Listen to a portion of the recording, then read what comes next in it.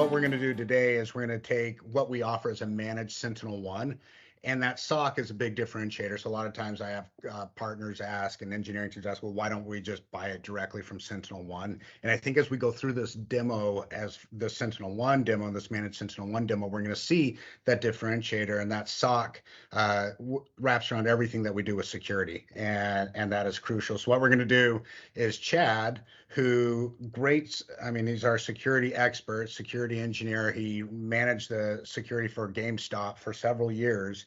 He's going to launch a ransomware attack. And then we're going to go through the SentinelOne portal and show, obviously, just give some updates as far as what SentinelOne is doing, but then also some differentiators as far as where our SOC takes over, what our SOC does, and how that differentiates again against either the competitors or buying directly from SentinelOne. All right, perfect. So as Ben mentioned, we do offer SentinelOne for our managed EDR platform.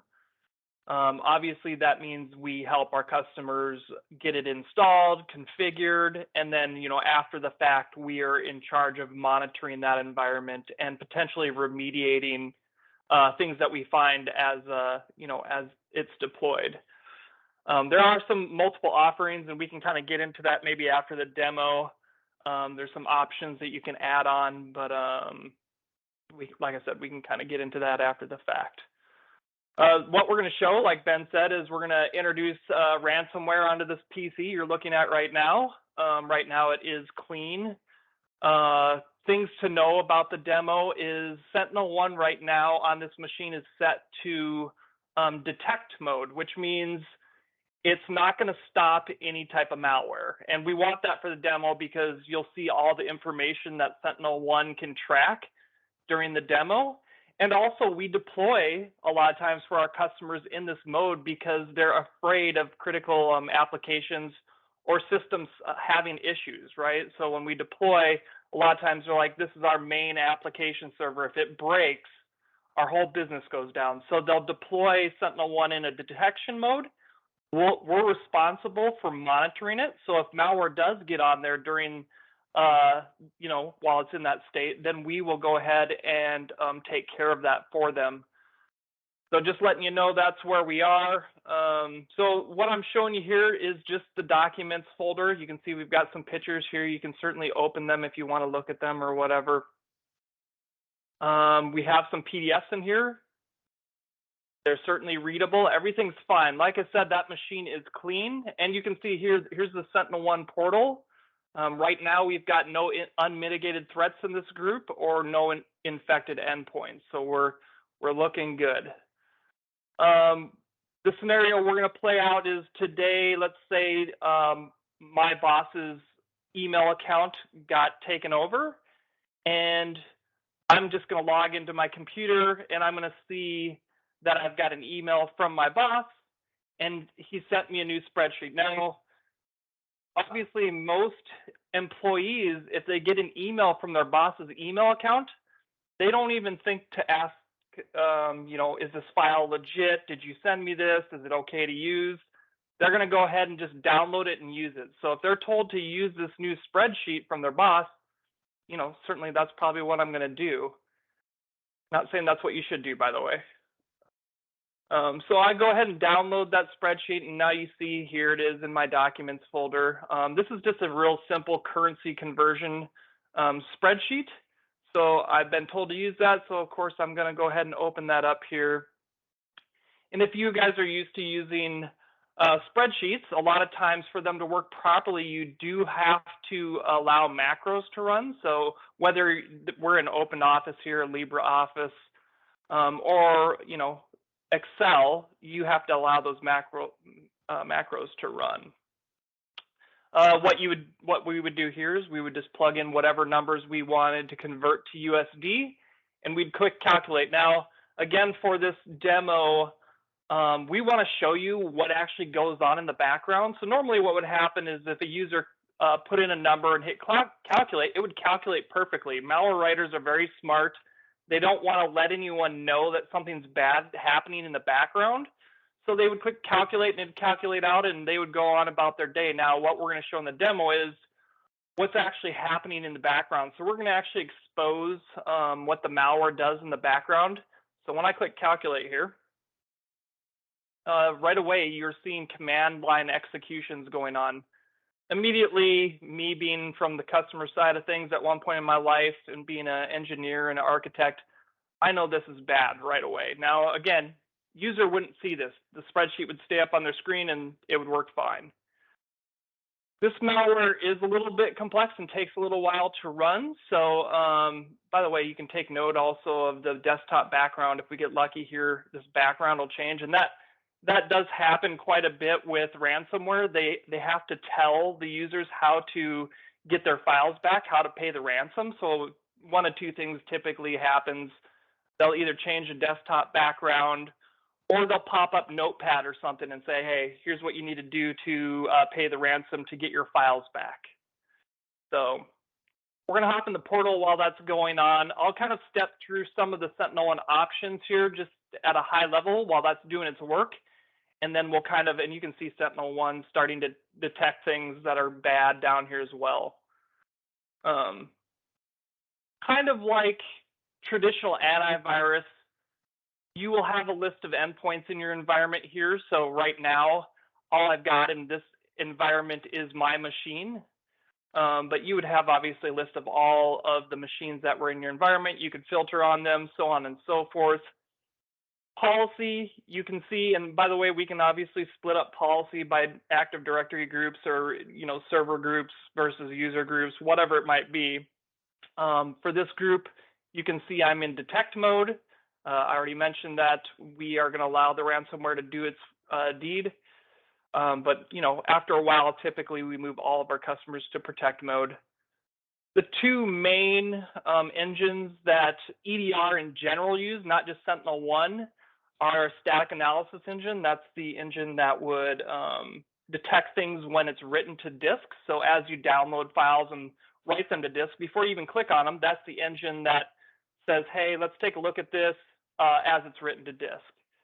Behavioral, this is the one that makes EDR important. It's the one that actually, when someone clicks on a file, it starts monitoring the actions of that file to see if anything that it's doing is malicious. So all next-gen antivirus have a behavioral type engine, and that's what sets them apart from traditional antivirus. They don't have any real true behavioral mechanisms to look at stuff. So if they miss it on write, then it's just going to be on there. I'm not going to go into all these settings here. SentinelOne offers 3 different levels for EDR. We only sell the top 2, so we only sell control and complete.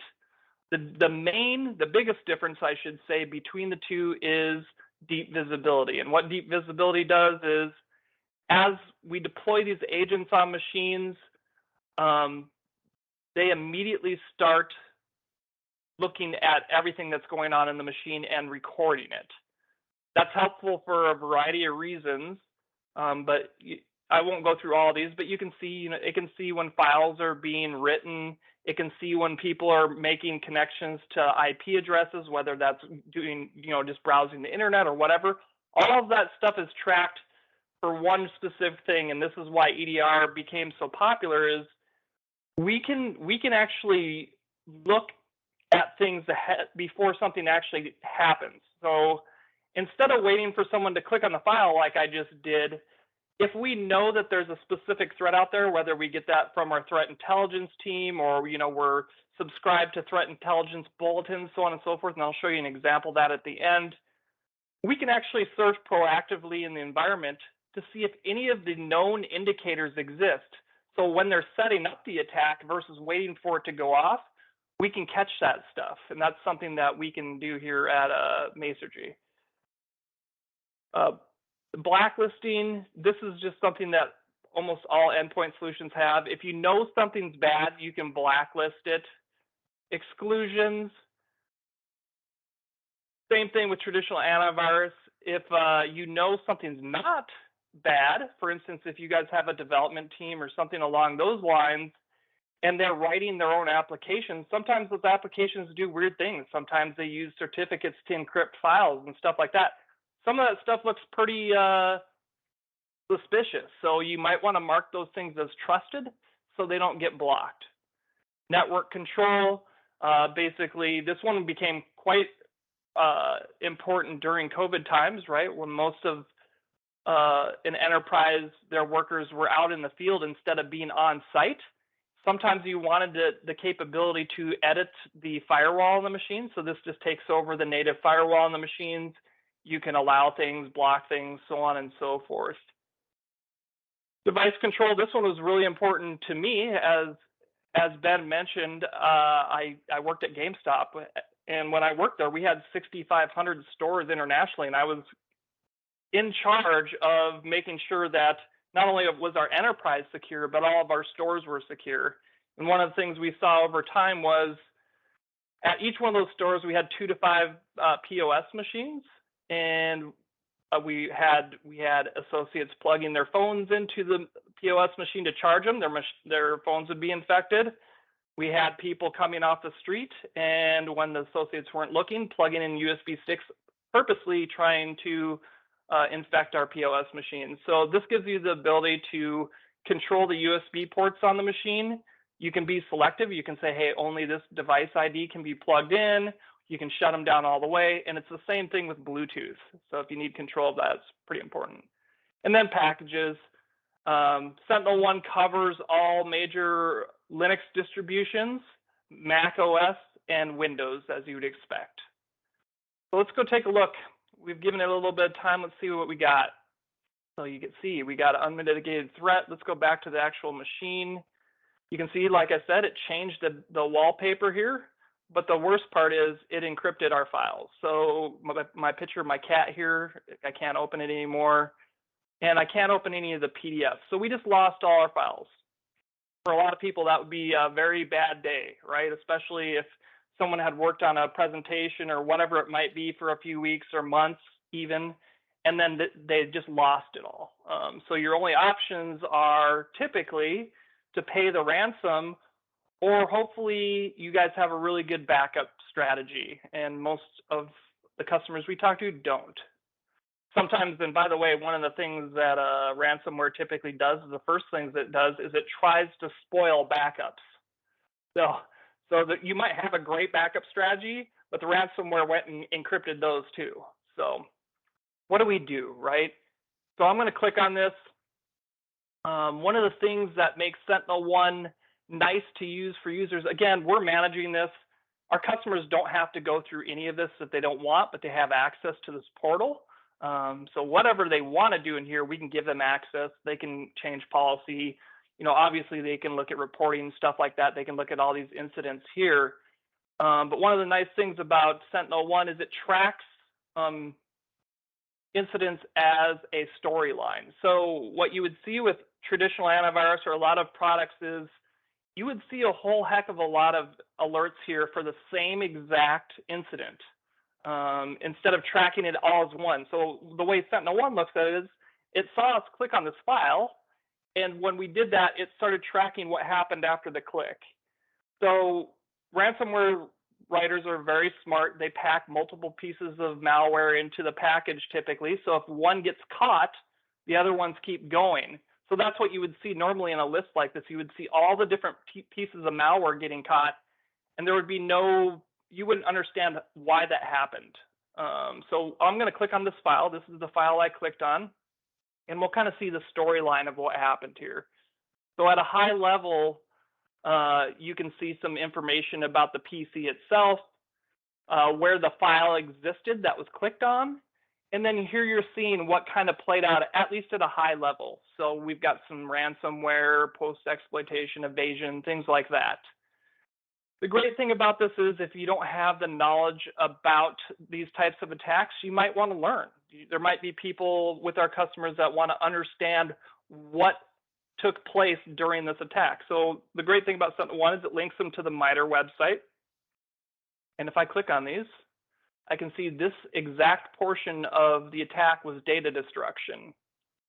So if you do want to understand a little bit about what's going on, you can certainly look at that.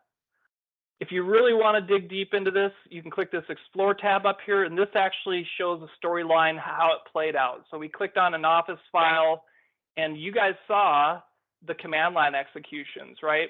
Well, when the command line executions kicked off, a whole lot of stuff happened here, and you can go as far as you want on this. I'm not going to go through all of this, but you can literally see how this all played out and what things kind of happened in parallel and what things happened after certain tasks occurred. Another thing I see right away bad is scheduled tasks. So when the malware started doing its things, it created scheduled tasks to occur on the hour, every hour, and also when the machine starts up. So and a lot of times that's just for persistence. So if something does get deleted or captured, when the machine reboots, it's going to reinstall things most likely, or a variety of other things might be happening. I can actually show you one of the tasks here real quick. You go into this, you can see it created 2 tasks. The really evil task, by the way, they name them this way to be funny sometimes. This one just happens at startup. So anytime someone reboots the system, something happens. This one happens every hour indefinitely. So every hour, this task is going to run. So I'll just show you real quick. I'll run it manually. And what this is a Trojan. So if we get lucky, it'll run. There it goes. This Trojan just reaches out to a website on the internet every hour and says, hey, do you have any new instructions for me? Do you have any new malware I need to be downloading? Is there anything I should be uploading to you? Like if we took the user's files, we might upload those so they have them and they can, use those for bargaining power. So that's what this guy is. Down below, you'll see every event that happened after we clicked on that file. 692 events were associated with that. So you can see all sorts of files being modified, created, IPs being connected to, so on and so forth. So those are all things. If we have the complete SKU, we can search the rest of the environment for those indicators. So if we saw this on any other machine, let's say this IP address right here, this one right here. If we said, we know this is bad, we looked at this, we know this is bad, we could search the entire environment and say, hey, this other machine also connected to this IP on the internet. They would be part of the investigation that Masergy SOC would look into. Certainly, the customer could go down that rabbit hole too if they wanted to. So there's a lot of information here. You can click on the individual tabs up here, all the IPs that we're connected to, so on and so forth. A lot of information. What do? So again, if our customer is in the detect mode versus protect mode, we're going to jump into action. As soon as we see something pop up on the dashboard, we're going to get alerted, and our team's going to jump in and say, hey, is this good, bad? We need to make a decision quick here because it could spread. So you got some options here, mitigation actions. Kill stops all processes related to threat. It's great, but you may miss some. So, there's no silver bullet in the security world. Nothing's perfect. So if something does get by SentinelOne, this may not stop it. Quarantine, this is one we typically fall back on. We don't have time a lot of times to look at every detail of this attack. You saw there's 692 events there. We just need to protect our customers' environment. So the first thing we typically do is we quarantine the machine. And what this does is it makes sure it can't spread malware laterally within the environment. It can't download any additional malware or upload any of your personal information to the internet. The only thing that machine would be able to talk to at that point is to the SentinelOne console. And from there, we can do forensics on it. And we could potentially, there is a command shell, so we can get on the command line and we could potentially run some commands there. But ultimately, our goal is just to make sure that that machine can't do additional damage. It can't spread ransomware to other machines, so on and so forth. Remediate, this is just kind of like traditional antivirus. It'll delete all files that it knows are associated with this attack. And then rollback. So this is one of the differentiators with SentinelOne. You do have potentially the ability to get your files back. During COVID, this one was really useful. Sometimes, people would call and say, hey, our CEO just got infected. He has a meeting in an hour, or he or she has a meeting hour. They need their files back. They've been working on this for 6 months. So we have the ability to potentially get their files back. This is an end-all be-all thing where we know the machine is 100% clean when we roll it back. We could be rolling malware back onto the machine, but at minimum, we can get their sensitive files off that they need, and then we can do whatever we want. We'll work through that with the customer. What's the right thing to do here? Should we just re-image the machine? Do we truly think it's clean? So on and so forth. So that's what we're going to choose today. We want to get our squirrel back and our cat back, and we've got some PDFs as well. So I'm going to mark this as resolved. We looked at this. This looks bad. Immediately, I know that that's not good. And our analysts would type much more detail in here about why they made the determination and why they used whatever mitigation actions here. But I'm just going to do this real quick here for you. So if I click this, if I get back to the machine quick enough, we should get, you should see this wallpaper disappear. And we should get our files back, most importantly. So yeah, so we got our favorite picture back here, and I can open up my files. So we got our files back. Again, I'm not saying the machine is 100% clean, but at minimum, we can get our information off that we need and then make a decision on what to do with that machine down the road. If I go into Task Scheduler, we'll see that the bad tasks that were created are gone now. So someone's going through, you can see it's continuing to clean everything it knows about this infection. So that's great and all. Now, deep visibility, what I told you comes with the complete SKU, is where we can do some hunting here. And this is what sets EDR apart from traditional antivirus. There's no capabilities to do anything like this with traditional antivirus to look through things. So one of the things, a very simple search, would be to look for that file. So we don't know if my boss sent that out to multiple other employees. Maybe someone else has downloaded it, but they haven't clicked on it yet. We want to make sure we get that cleaned up before they do click on it. So what I can do is really simple search just using that file name. Now, this isn't a very good search, just so you know, but good enough that we can at least understand if any other machines have this file on them. So if we do a search here, we'll take a look and see if I've got anything here today. So this is kind of a post-incident search, right? So we're doing this looking because we already know something's out there, and it looks like, I'm not sure what's going on here. I know they're working on our portal today, just so you know, in our demo system. So hopefully, if I just run it again, it'll bring something in for us. I told them not to touch it. There we go. So we've got a bunch of events. We've got 137 events. You can see Ben's been a bad boy too. So I'm not the only one that was dumb enough to download that file there. So, Ben's PC would be part of the investigation too from our perspective. Now, what makes EDR really great is, again, the goal of EDR a lot of times is not to wait for something to detonate, right? I clicked on that file, I set the whole thing in process. EDR gives you the ability to proactively search before someone clicks on something. So Masergy has their own threat intelligence team. We have an optional SKU called threat hunting, where we actually bring in threat feeds from all sorts of different platforms on the internet, whether there's something we subscribe to, the FBI has threat feeds, there's all sorts of things. So what we do is when our intelligence team gets that information, and I'll just show you an example. So this is the FBI bulletin for Ragnar Locker. And what they do is they give you all the information about what happens when Ragnar Locker detonates. So we can see a bunch of stuff. What you'll see if I was to scroll through all this is all the files that are dropped, all that stuff that happens when someone clicks on something, but you're seeing some IP addresses here that it connects to.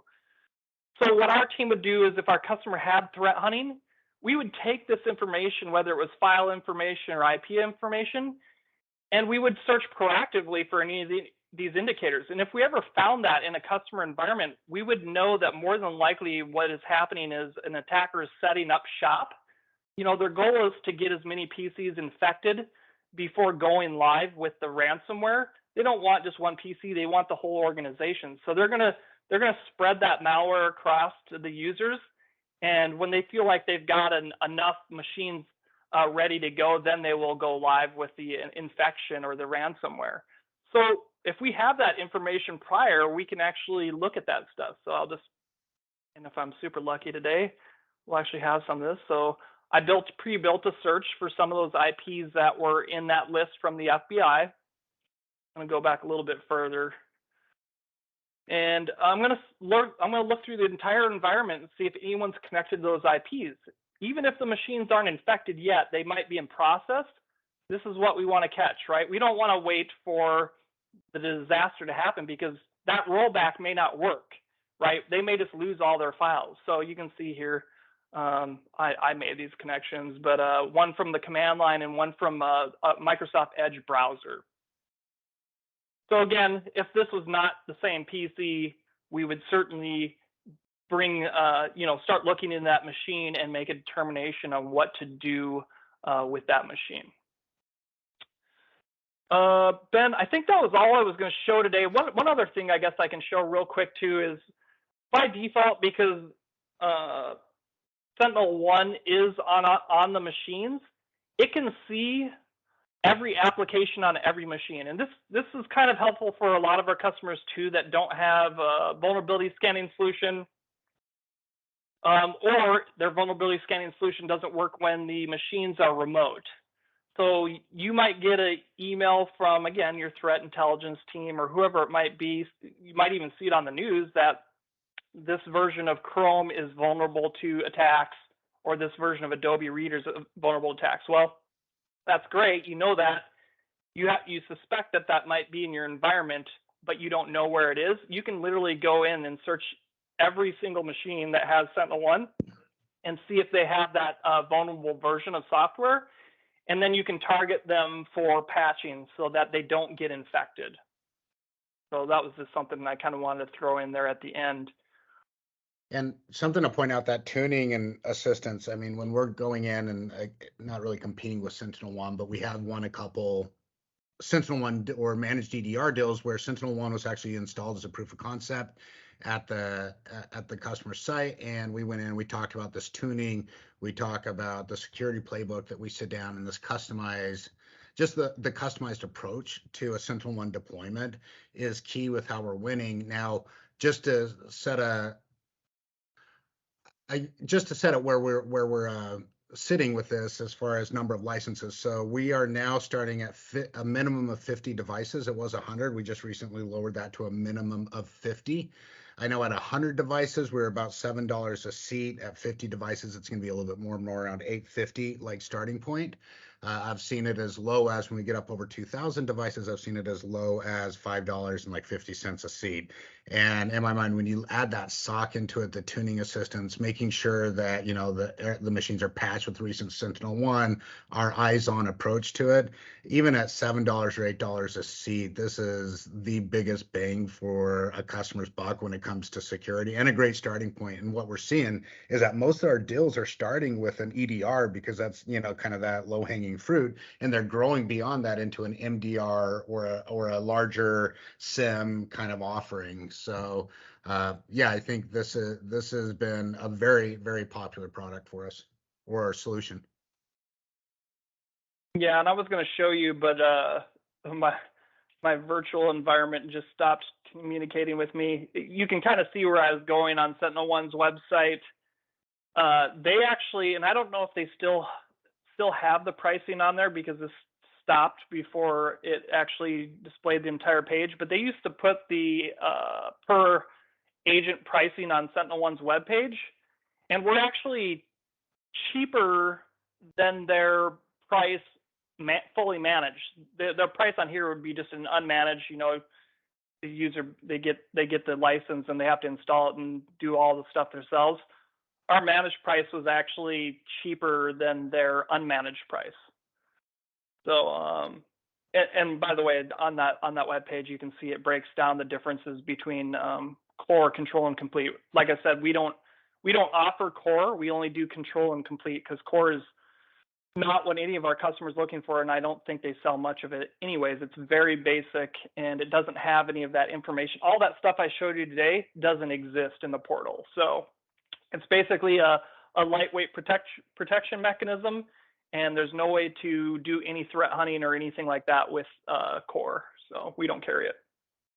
Chad, you touched on this. Can you just touch on one more time the complete and complete with threat hunting? Like just kind of that, just real quick on that differentiator on the threat hunting, or do you feel like you covered, and you may have already covered that pretty good. No, I can go through it again. So just so everyone's aware, 90% of the time we sell complete, and it's because of all that stuff I just showed you, how we can search through the entire enterprise to see if any of the indicators that a machine might be infected exist.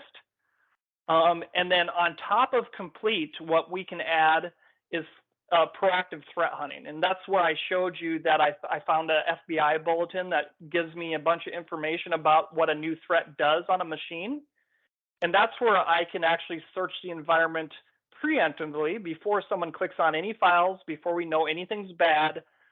Our SOC is basically, we dedicate hours to our customers where we proactively take these threat bulletins that we get or we generate internally, and we look through their environment and see if any of the indicators exist, and if they do, those machines get investigated. So again, we're trying to catch someone planting a bomb versus waiting for it to go off, is basically what threat hunting is.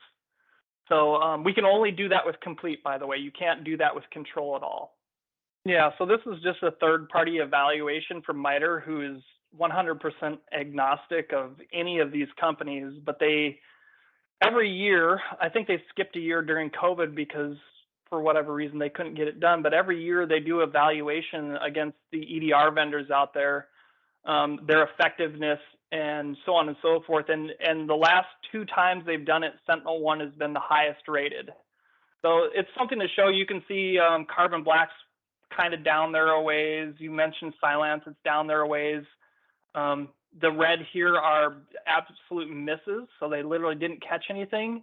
SentinelOne has 0 misses, and because it runs on the endpoint itself, it doesn't have any delayed detection. So a lot of times you'll find with some of the vendors is their engines that actually detect things are in the cloud. So when a file comes down, they actually have to upload that information to the cloud to be analyzed. And if there's no internet connection, that malware will infect the machine until it gets an internet connection and can determine that's bad. So that can be an issue too. So there's a lot of ways we can show this. That was, I think, the second to last one was run.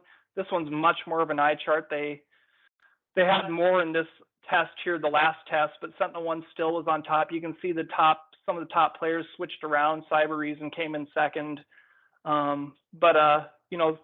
We chose them mostly because it's extremely easy to implement. One of the things you've seen on both of the last 2 slides is there's 0 configuration changes needed to have that detection rate. So one of the things I saw at McAfee is we had a lot of great detections, but we had to turn on a bunch of optional switches to get it to catch stuff, and that caused performance issues. Out of the box, SentinelOne just works. So that's another one that's a great story for SentinelOne.